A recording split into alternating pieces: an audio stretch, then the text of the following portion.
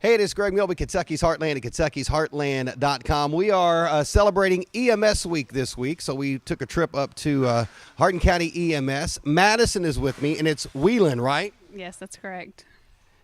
Jamie Armstrong is with me, and you did not know her last name was Wieland.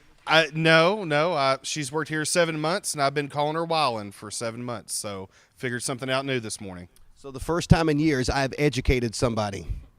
How about that, people? That's great. All right, so educate us a little bit. EMS, Emergency Medical Services. Do you see them out? You guys make a lot of runs. First of all, tell us, how many runs do you guys make a week or in a day, in a month? Some stats. Sure. So we average about 45 to 60 calls a shift, and that's in a 24-hour period. Last year, for the year of 2018, we made 17,425 calls. And now not all those are always we're transporting somebody to the hospital. We could be standing by at a structure fire, to assist the fire department or the homeowners. We go and pick people up out of the floor, things of that nature. So not every single one of those are actual transporting someone to a hospital.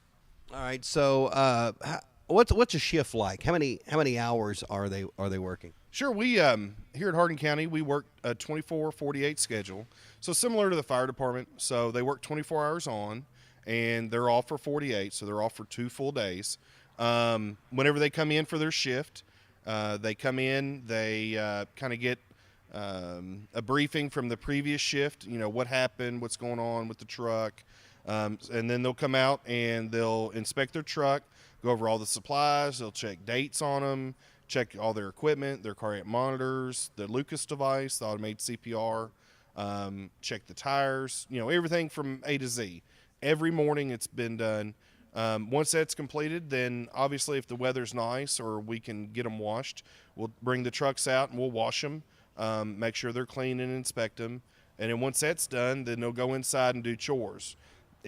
It's more like our house. So Really? So they got like kid chores, like cleaning rooms and stuff? Yes, yeah. So they vacuum, they they clean the bathrooms, they clean the windows, wash dishes. It's basically like they're home away from home. Sometimes we call it our work family, because that's what type of bond and how much time we spend with each other. So they work a 24-hour shift. So are they out on the road all the time, or do they get breaks? Or Oh yeah. No, they're not on the road all the time. It seems like it some days because of the volume. Hardin County has grown immensely since whenever I started here in 1999. But they have bedrooms. Every person that works here has a bedroom. Once all their chores and everything's completed for the day, they're able to go lay down, read a book, watch TV, rest, maybe take a nap, if they're not on a call or if they don't have paperwork to do. But Station 1 here in Elizabethtown, there's 3 trucks, and then through the week there's a 4th truck. And they each rotate the runs. So they're not constantly making run after run. Same thing in Radcliffe. There's 2 ambulances, so they take turns making the calls. And anytime we transport somebody out of the county, they rotate 1 through 6. And so it's not as hard on them, and they get rest and they have downtime as well. So Madyson, what made you decide to do this? Well, actually, I was working at a water park one day, and I was helping the guy to his car, and he had a seizure in my arms. And I thought it was cool, which is normal people don't think that's cool. And my aunt works EMS, and I was talking to her about it. And she kind of got me to the business. So it's it's a lot. It's a stressful job, but it's very rewarding when you are able to be there for somebody. So that also encourage you a little bit. Oh yeah, my favorite part about the job is hearing how the patient outcome is and how my patients are doing after I've transported them to the hospital. And that's one of the reasons I wanted to focus on EMS this week. Part of the Appreciation Week is the fact is you guys are the front line. You are there first. You don't see, no offense to my doctor friends, but you don't see them hopping in the car and heading out to a scene. You guys are there, and so you've got to assess the situation and be there. I mean, you are life or death for a lot of people. That's true. I guess people call us adrenaline junkies for a reason. So what's the biggest challenge for you on this job? Probably dealing with people that I know, when people call 911 for wrecks for whatever reason and them probably makes it challenging. So you have that happen every once in a while? Yeah, every once in a while. It's not very often, but occasionally. So how do you deal with that? I mean, do you have to compartmentalize that, put it in the back of your head, and just it's another human being? It's just another run that you have to make, and you have to brush it off your shoulders and continue doing your job. Is it easy to do? It's harder than others sometimes. What was one of the biggest surprises when you came into this job? I mean, you're at a water park, and then when you come into this job, I'm sure in a book it looks a little different than day-to-day operations. So what's something that surprised you? I guess at first I thought everybody was, all our calls were going to be the big nasty car wrecks, and they're not. It's going out and helping Granny when she fell, or somebody just needs somebody to talk to. They call us a lot. So I guess that was a big eye-opener for me, that not everybody's truly sick all the time, that you get those calls every once in a while, but people sometimes just need somebody to talk to. Yeah, and I guess in this line of work too, when you're called in, it's not somebody's best moment. There's a lot of things. Do you ever get a chance to go and see people when they're afterwards? Do you ever get a chance to kind of find out what happened in the situation? A lot of times after we take somebody to the hospital, we'll then transport them on to another facility or nursing home or something. And when we go back to those nursing homes, it's nice to go in and visit our old patients and see how they're doing and recovering. For social media. Huh? Social media. We were talking about, we had a significant accident in the past few days that we took care of and flew somebody out, and that person or a family member posted on social media their condition and what all ended up being wrong. Of course, once we take care of somebody, if we fly them to Louisville, a lot of times we don't know what transpired after that. What exactly were their injuries, internal. Obviously we have the known, like open fractures, things we see, but there's a lot of things we don't see but we suspect. And then that follows up our suspicions by knowing and getting information from social media. Now, we mentioned that you've got two people on a truck. Are both EMTs, or do we have one that's a driver? Is there a certain position in the vehicle each time? No, not exactly. So every one of our trucks have at least an EMT and an advanced level person. So an EMTA or a paramedic, and I'll explain that here in a second. But every paramedic and EMTA, you still have to be an EMT. EMT class is about 6 months. And then once that's completed, then you work as an EMT on the streets. And then if you go on to paramedic class is an additional 2 years of education. So you actually end up going to school longer than most associate degree nurses. You end up going for 2.5 years, basically. So an EMT, real quick, is basic life-saving skills, basic airway. They're able to drive the ambulance just like everybody else that's on the ambulance, but basic bandaging, things of that nature. In EMTA, which Madyson is an EMTA, that's something new for Kentucky and new to EMS in general. Excuse me. But an EMTA is an EMT advanced, so they're able to do things more advanced than an EMT, but yet not as advanced as a paramedic. So they're able to start IVs, do EKGs, give certain medications, not all, but certain, do certain airways and things of that nature. The paramedic is the most advanced level of care on an ambulance here in Kentucky, and also air ambulances as well. You have a nurse and a paramedic on an air ambulance, but paramedics, they can do EKGs. They can visually see an EKG and determine if you're having a condition with your heart or a heart attack. They can give any medication that's within our scope. They can do advanced airways like intubation, similar to like physicians do. And they also can drive the ambulance. So every year we go through driver's training. We go through a road course, a cone course, and a test and things of that nature. So, but that's basically what they do. But every truck has at least an EMT and a paramedic. Every now and then, like special events where it's not needed to have a paramedic, we'll have a couple of EMTs on a truck that are there just to stand by and start that initial treatment of someone injured or sick. Or, like what you do on your races. We may have a BLS, which is 2 EMTs truck, stand by. Yeah, as a race management director for 5Ks, we don't necessarily want to see you guys doing it. Right. And I remember last year you had the Founders Day, the 5K, and we were talking about. You were asking what all we had on the truck because we drove through your thing and it made everything go haywire. Yeah, our start-finish line, it just rebooted everything, which tells me there's a lot of advanced equipment on the ambulance. Yeah, there is. We're very fortunate here in Hardin County.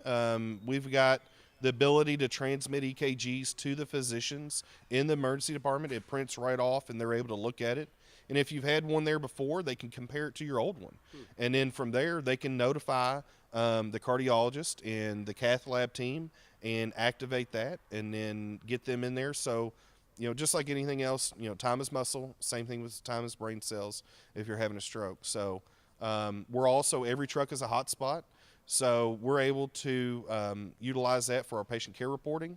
We can use it for our GPSing, getting to your home or residence, wherever you're at. And it just makes things, technology is the wave of the future, just like you're doing now. That's how we're going to advance, is using technology. As we talk about the technology and talk about the ambulances, I mean, and I know you may not have an exact figure, but what, because people want to know, how much does an ambulance cost? So an average ambulance cost, brand new, is anywhere from $170,000 to about $250,000, and that's with nothing in it. No stretcher, no medicines, no monitor. That's just a plain Jane ambulance. Once you add in everything, a fully ambulance that shows up to your house is probably about a $350,000 piece of equipment with everything in it. And that's not counting, of course, you can't put a dollar amount on a person. That's not counting the amount of money that's been put into that, the two persons that's coming to your residence and their education and training. So, Madyson, can we trust him on those figures since he didn't have your last name right? Yeah, I think he's pretty smart about that stuff. Okay, so on a 24-hour shift for you, do you spend a lot of time driving? Do you guys rotate? Or what do you do? I'm with another EMT, so it depends on the call. If the patient needs ALS care, then of course I'm in the back and my partner's driving. So it honestly depends on what the patient condition is as far as who's going to be in the back and who's driving. So and he was mentioning the driver's training. I'm sure there's some pretty intense training because that's a big vehicle, a lot of weight, and you guys are maneuvering through town. And let's just say some people aren't necessarily paying as much attention as they should due to some mobile devices. Yeah, people don't really pay attention to big trucks with lights and sirens on them, but we're taught, how to go around that. But our driver's training is really intense as far as, backing through cones and stuff like that, so we're prepared. So do you have to keep going back for refresher courses each year because of your training? Every 2 years we have to recertify, and then you have to have so many hours for state and national to keep those certifications up, so just continue to train. And that's because advancement in equipment, and as things change, you have to change with it. Yep, changes in medicine and new equipment coming out. We have to be prepared for the latest equipment. All right. So you've been here 7 months? Yeah, right at 7 months. You still love it? Absolutely. Good deal. That's what I like. I like to see a smile on that. Jamie, you've been here like 29 not decades. Not nearly that long. This November, I'm in my 20th year now. Back when you started, they had buggies, weren't they? When they hauled them with horses around? No, but I was fortunate when I started to work with the original crews that started this place. And I'll tell you what, the people that started this place back in the early 80s is some of the finest employees, clinicians that you'd ever want to meet. Great people, and they set the standard for Hardin County EMS. And it's my job as a director to continue that and every day to try to make this place better and better, take care of the employees and take care of the persons of Hardin County. Yeah, getting them there quicker makes a world of difference. It does. And, there's been studies of using licensed sirens and not to get to places. It's due regard. We do our best. And as many miles, we're already this year, we're almost at 400,000 miles driven. Because we go not only around here locally, we take people to UK. I've personally been to the Cleveland Clinic to take someone there. We've gone to Florida, Indianapolis. So we drive thousands of miles, and, it just try to be as safe as we can. Of course, accidents happen, mirror swipes, because these are larger vehicles. But we try to be as safe as we can and use due regard. Yeah. So now, we also mentioned too. You mentioned the helicopter and the air methods. So, how is that determined? Is that I'm sure, because that's a question I've heard numerous times, and I'm not. I mean, you hear that. So I wanted to give you a chance to answer that. How do you guys make that determination? So there's a matrix that they come up with as far as there's certain critical criteria associated with utilizing a helicopter, like these 8 things: death of an occupant in the vehicle, death of an occupant in the other vehicle in the accident, if somebody's having a heart attack and there's no intervention coverage here at Hardin Memorial, then we get them to the closest facility in a timely manner. Someone that's had a stroke and they're right on the window of being able to get certain medicines or interventions, then we have to get them to the appropriate place quickly by using a helicopter, because as you well know, interstate here lately has been a mess with construction and just traffic in general. But the biggest thing is using their gut feeling. For example, they made a wreck the other day. The lady had an isolated injury, but she had about 2 foot of intrusion on the door. Come to find out, they went ahead and flew her. Come to find out, her liver was lacerated. She had a pelvis injury. This person had multiple things going on, and the appropriate place was University Hospital, the Level 1 Trauma Center. And so using their gut feeling, using their past experiences, and their knowledge as a provider, that's really it. A lot of people, we don't like, because we know air medical is expensive, but you know what? Can you put a dollar amount on somebody's life or their ability to walk or talk, So that's our thing, is we try to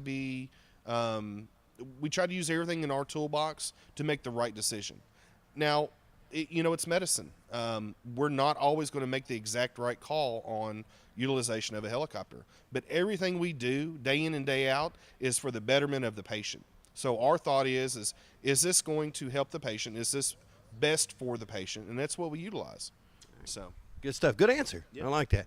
Madyson, good to see you. It was good to see you. Thanks for coming out. Hopefully I get to see you here. I don't want to see you out on the road. Yeah, I hope so. Good, yeah, because that would be weird at this point. And it's good seeing you too, Greg. Of course, I see you many times at church and, different events. And, it's what you're doing with this and what Heartland Communication is doing.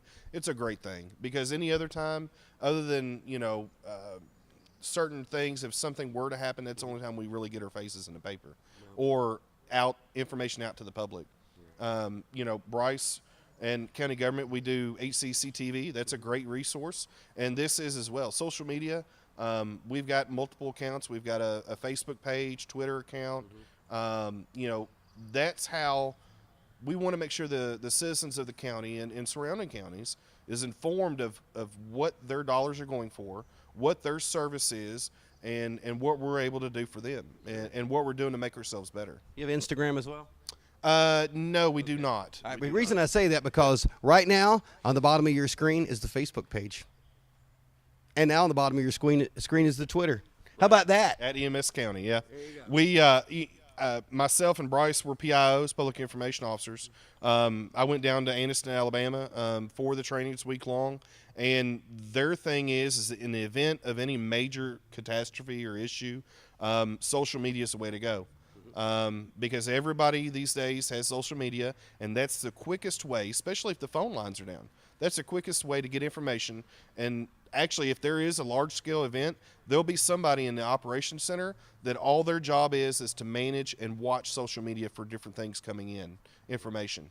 I tell you, that's what this is all about. It's about sharing information. I just want to be able to share stories. And I know this week we want to honor you guys, and 1 week is not enough. You guys work hard, 24 hours on. You do get 48 off, though. I mean, that's a pretty sweet deal. It's a great. I went from working 24/48 schedule for 18 years, and I went to a Monday through Friday, and it was the hardest transition of my life. It was just working a Monday through Friday. I've never done it in my life as an adult. But I tell you what, every morning that they get up and come in here, they don't know what to expect. They don't know what the day's going to bring, but they know that they're here to try to make a difference in somebody's life. There you go, and that they are. And I tell you, if you ever want to keep people away, whether it's the sheriff's department or EMS or anybody, just put cameras up. We've had people walking around corners and hiding over here because they're afraid to come into the shot. Right. But EMS week is this week. Make sure you show your appreciation to our emergency medical folks. They are the front line of medicine, and they get it done here in Hardin County. We appreciate all they do. Thanks for watching. It is Greg Milby, and this is Kentucky's Heartland.